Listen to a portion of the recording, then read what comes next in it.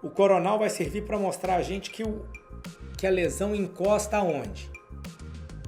Na pleura diafragmática. Quais são as pleuras que a gente tem? A gente tem a pleura parietal, a pleura diafragmática e a pleura mediastinal. Lembra que quando a gente está falando de pleura, a gente está falando de quê? De um revestimento duplo, né? Você tem a capa que encosta na parede, que encosta no diafragma, que encosta no mediastino. Você tem um espaço virtual entre as duas e depois você tem a capa que envolve o pulmão, que envolve as fissuras, que é a pleura o quê? Visceral. O espaço pleural está onde? Entre a pleura parietal e a pleura visceral. Show!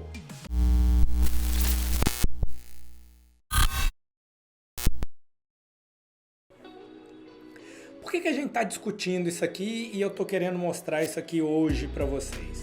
Porque uma das coisas que a gente leva em consideração quando a gente está falando de estadiar, olha o coronal como ajuda você a ver que o contorno é espiculado nesse caso aqui, tá vendo? Cheio de espícula.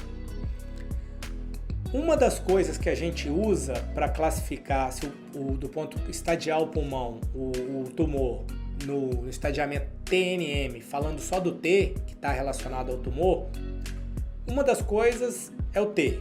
E no T a gente está falando basicamente de tamanho e relações / invasões locorregionais.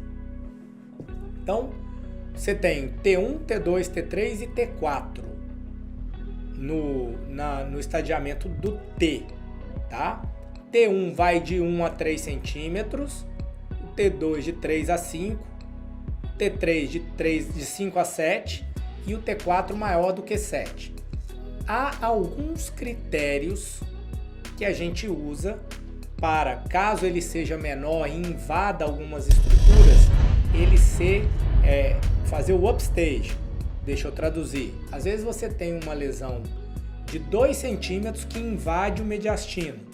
Então, ao invés de ser falei 2 centímetros, ao invés de ser um T1, ele vai ser um T4, porque invade o mediastino. Então, não é só medir, é avaliar se ele é um vizinho incômodo.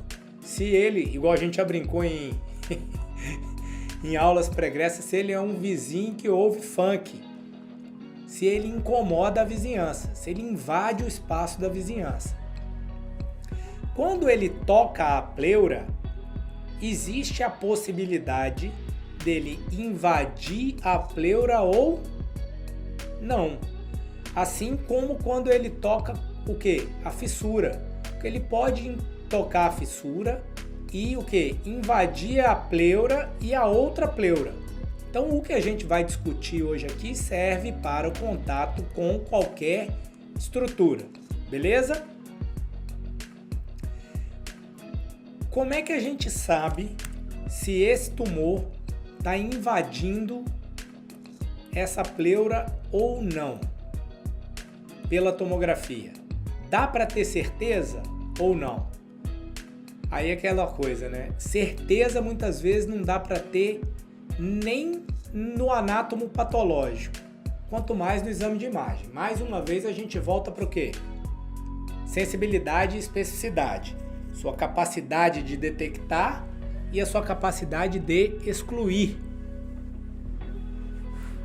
Um dos critérios que a gente usa é medir a superfície de contato entre o tumor e a pleura. Aí você pode fazer isso em vários cortes, procurando o quê?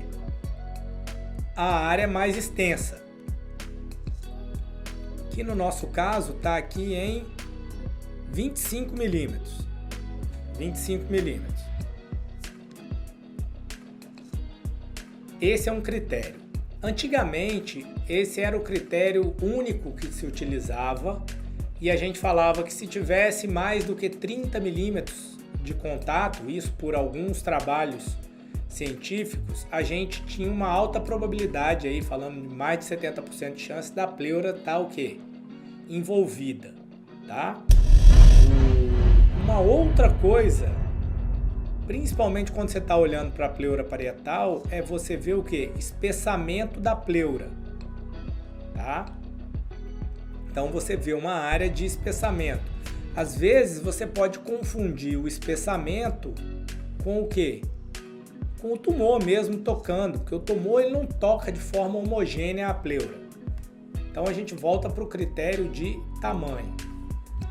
No critério de tamanho, a gente pode acrescentar uma outra coisa aqui, que é a relação entre o maior eixo da lesão e a área de contato com a pleura.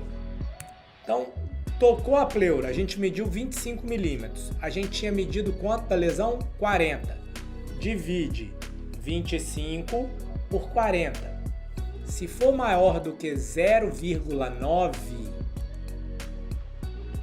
você tem aí 80% de chance dessa pleura estar comprometida.